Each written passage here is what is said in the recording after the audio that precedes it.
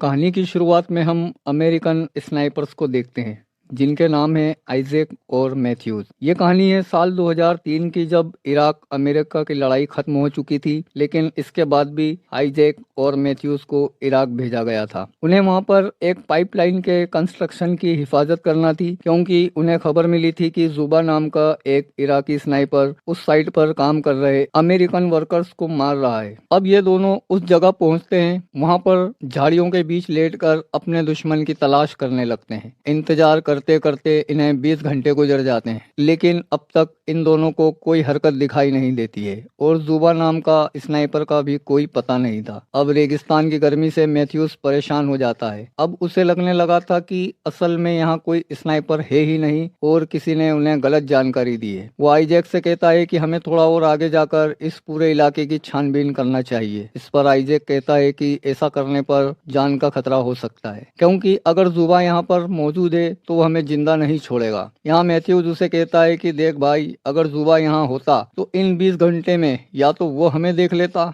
या फिर हम उसे देख लेते। और रही बात इन लाशों की, तो मुझे लगता है कि इन लोगों को इराकी लुटेरों ने मारा होगा। इस पर आइजैक कहता है कि इन सभी लोगों की मौत हेडशॉट से हुई है और ये लुटेरों का नहीं बल्कि प्रोफेशनल स्नाइपर का काम है। लेकिन मैथ्यूज नहीं मानता। इसके बावजूद वो कुछ और घंटे तक इंतजार करने का फैसला करता है। देखते ही देखते कुछ घंटे और गुजर गए, लेकिन अब तक इन दोनों को कोई हलचल दिखाई नहीं देती है। आखिरकार मैथ्यूज थक जाता है और उस कंस्ट्रक्शन साइट पर जाने का फैसला करता है। वो आइजैक से कहता है कि वो खुद आगे बढ़ेगा और तुम मुझे पीछे से कवर करोगे। वो अपनी बंदूक, जिनमें से कुछ लाशें अमेरिकन सोल्जर की थी और दूसरी अमेरिकन वर्कर्स की। यहाँ मैथ्यूज को एक रेडियो भी मिलता है और वो उसे उठा लेता है। इधर तभी अचानक से आइजैक का स्कोप धुंधला पड़ जाता है, जिसके चलते वो मैथ्यूज को ठीक से देख नहीं पा रहा था। आइजैक फौरन मैथ्यूज को बताता है और उसे वापस लौटने को कहता है। इस पर मैथ्यूज कहता है कि भाई, मैंने तुझे कितनी बार बोला है कि तू अपना स्कोप बदल ले और कुछ ढंग का ले ले, लेकिन तू मेरी बात सुनता ही नहीं है। यहाँ आइजैक उससे कहता है कि यह स्कोप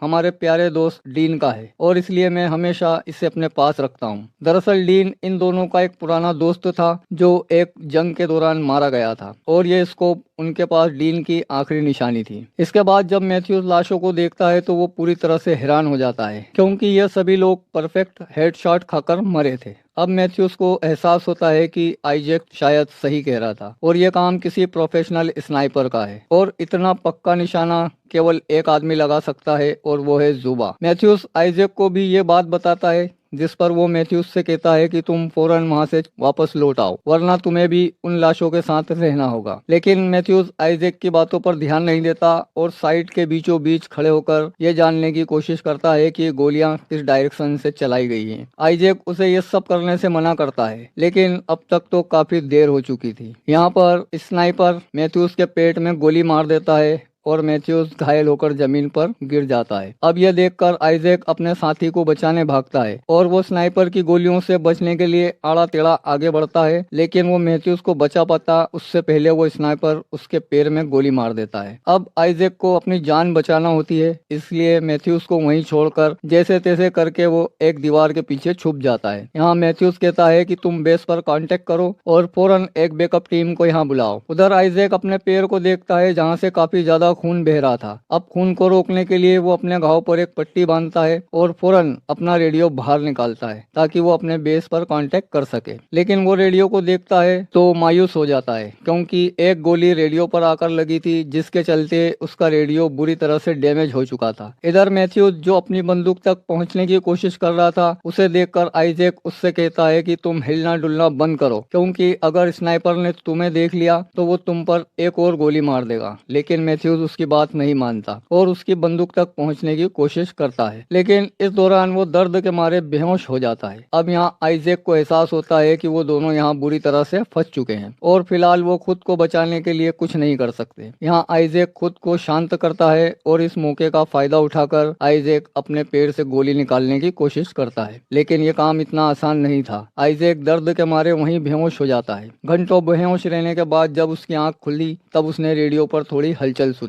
यहाँ आइजैक को लगा कि शायद यूएस आर्मी उससे कांटेक्ट करने की कोशिश कर रही है और यह देखकर वो काफी खुश हो जाता है। इसके बाद वो पूरे हालात बताता है और एक बैकअप टीम भेजने को कहता है। अब जो ऑफिसर आइजैक से फोन पर बात कर रहा था वो उसे कहता है कि इतने बड़े रेगिस्तान में तुम्हें देख पाना मुश्किल है, इसलिए हम चाहते हैं कि तुम अपनी जगह पर खड़े हो जाओ या फिर हवा में फायर करो ताकि हम तुम्हारी लोकेशन पता कर सकें और तुम तक मदद पहुंचा सके। अब ये सुनकर आइजैक थोड़ा परेशान हो जाता है और उसे उस आदमी पर शक होता है क्योंकि ये सारी चीज करना प्रोटोकॉल के खिलाफ थी। इसके बाद जब आइजैक ने इस आदमी की आवाज पर फोकस किया तो वो फौरन समझ गया कि ये आदमी कोई अमेरिकन नहीं है बल्कि वो स्नाइपर है जिसने इन्हें गोली मारी है। यहाँ आइजैक उससे कहता है कि मैंने तुम्हें पहचान लिया, तुम कोई अमेरिकन नहीं हो बल्कि वो स्नाइपर हो जिसने हमें गोली मारी है। इस पर वो स्नाइपर कहता है कि तुम्हारा अंदाजा बिल्कुल सही है, मैं वही हूँ जिसने यहाँ मौजूद सभी अमेरिकियों को मारा है और अगर तुम जिंदा रहना चाहते हो तो तुम वही करो जैसा मैं कहूंगा, मुझसे बातें करते रहो। पहले तो आइजैक इसके लिए मना कर देता है, लेकिन जब वो स्नाइपर मैथ्यूज को शूट करने की धमकी देता है तो आइजैक उससे बात करने के लिए राजी हो जाता है। स्नाइपर आइजैक से कई सवाल करता है और आइजैक को ना चाहकर भी उसके जवाब देने पड़ते हैं। इन सब के बीच आइजैक अपना स्कोप के जरिए उस स्नाइपर को देखने की कोशिश करता है और जमीन पर एक नक्शा बनाता है जिससे वो स्नाइपर की लोकेशन जान सके। यहाँ आइजैक स्नाइपर से पूछता है कि तुम ये सब क्यों कर रहे हो? इराक और अमेरिका की लड़ाई तो कब की खत्म हो चुकी है, तो फिर अमेरिकी वर्कर्स को क्यों मार रहे हो?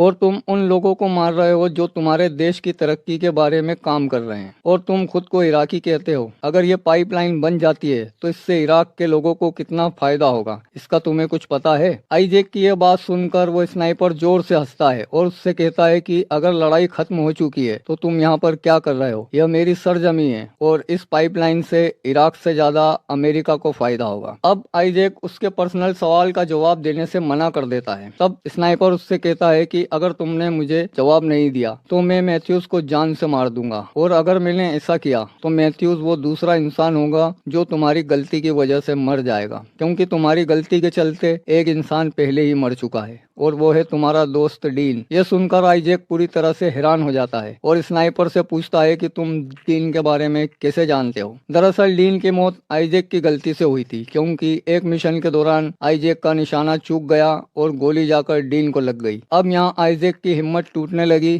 क्योंकि वो स्नाइपर जानबूझकर आइजैक को वो बातें याद दिलाता है जिससे उसे तकलीफ होती है। अब आइजैक को जोर की प्यास लगती है और वो पानी पीने के लिए अपनी बोतल बाहर निकालता है, लेकिन यहाँ इसकी बोतल खाली हो चुकी है क्योंकि उस स्नाइपर की गोलियों ने उस बोतल में छेद कर दिया था। यहाँ वो स्नाइपर कहता है कि मैंने जानबूझकर तुम्हारी बोतल में गोली मारी ताकि तुम प्यास से तड़पते रहो, साथ ही मैंने तुम्हारे रेडियो को खराब कर दिया ताकि तुम किसी से कांटेक्ट ना कर सको, और मैंने तुम्हारे सर के बजाय तुम्हारे पैर में गोली मारी ताकि तुम यहाँ से भाग भी ना सको। वो आइजैक से कहता है कि कल सुबह तक तुम्हारी मौत पक्की है क्योंकि तुम्हें गोली लगी है और तुम्हारा बहुत सारा खून भी बह चुका है और अब तो तुम्हारे पास पीने के लिए पानी तक नहीं है। तब आइजैक स्नाइपर से कहता है कि तुम किसी आतंकवादी से कम नहीं हो। यह सुनकर वो स्नाइपर जोर से हंसता है और आइजैक से कहता है कि तुम्हारे हाथों में बंदूक है और तुम मेरे देश में हो और तुमने मुझे मारने की कोशिश भी की है और इसके बावजूद भी तुम मुझे आतंकवादी कह रहे हो। इस बातचीत के दौरान आइजैक स्नाइपर को देखने की कोशिश करता है और तभी उसकी नजर सामने एक कचरे के ढेर पर पड़ जाती है और वो फौरन समझ जाता है कि वो स्नाइपर इस कचरे के ढेर में छुप कर बैठा है। अब आइजैक को एहसास होता है कि स्नाइपर कितना खतरनाक है क्योंकि उस कचरे के ढेर में इतनी देर तक छुपे रह पाना कोई बच्चों का खेल नहीं है। यहाँ आइजैक उससे कहता है कि कहीं तुम वही इराकी स्नाइपर जुबा तो नहीं? इस पर वो स्नाइपर कहता है कि नहीं, मैं जुबा नहीं हूँ, मैं तो एक आम इराकी नागरिक हूँ जो अपने देश की हिफाजत कर रहा है। इस पर आइजैक कहता है कि मेरे हिसाब से तुमने अपनी स्नाइपर की ट्रेनिंग यूएस आर्मी से ली है, जिसके बाद तुमने उन्हें धोखा दे दिया और उन्हें ही मारने में लगे रहे। यहाँ पर स्नाइपर कहता है कि मुझे स्नाइपर की ट्रेनिंग यूएस आर्मी ने नहीं दी है और मैं सिर्फ उन लोगों को मारता हूँ जो मेरे देश को नुकसान पहुँचाने की कोशिश करते हैं। अब धीरे धीरे आइजैक की हालत बिगड़ने लगती है और वो डिहाइड्रेशन के चलते जमीन पर गिर जाता है। यहाँ वो स्नाइपर कहता है कि अगर तुम मर गए तो मैं तुम्हारी खाल उतार लूंगा। अब थोड़ी देर बाद आइजैक के दिमाग में एक आइडिया आया और उसने एक लकड़ी पर अपना हेलमेट लगाकर उस स्नाइपर को भटकाने की कोशिश की और इस चक्कर में उसका अपना हेलमेट भी खो दिया। अभी वो निराश होकर बैठा ही था कि तभी उसे पास में पड़ी एक यूएस सोल्जर की बॉडी दिखाई दी। वो गोलीबारी के बीच उस बॉडी के पास पहुंचता है ताकि उसे कुछ काम की चीज मिल सके, लेकिन जब वो वापस आया तो उसने देखा कि उसका स्कोप टूट चुका है और अब वो स्नाइपर को नहीं देख सकता। तभी आइजैक अपने रेडियो पर कुछ आवाज सुनता है और वो देखता है कि मैथ्यूज होश में आ चुका है। वो जोर से चिल्लाता है, मैथ्यूज को स्नाइपर की लोकेशन बताता है और यहाँ मैथ्यूज अपने छोटे से शीशे में उस स्नाइपर को देखने की कोशिश करता है। उसके बाद आइजैक स्नाइपर को अपनी बातों में उलझाता है और इस दौरान मैथ्यूज धीरे धीरे अपनी बंदूक की तरफ बढ़ता है। यहाँ वो स्नाइपर आइजैक को बताता है कि आज से कई साल पहले वो इराक में एक टीचर हुआ करता था, लेकिन अमेरिका से युद्ध के दौरान उसके सारे स्टूडेंट मारे गए और तब से लेकर आज तक वो बदले की आग में जल रहा है। अभी ये बातें चल रही होती हैं कि तभी वहाँ एक छोटा सा तूफान आता है और इस मौके का फायदा उठाकर मैथ्यूज अपनी राइफल को उठा लेता है और जैसे ही तूफान शांत होता है तो वो उस कचरे के ढेर में कई गोलियां मारता है, इस उम्मीद में कि एक गोली उस स्नाइपर को भी लग जाए। लेकिन मैथ्यूज जब अपनी राइफल को रिलोड करता है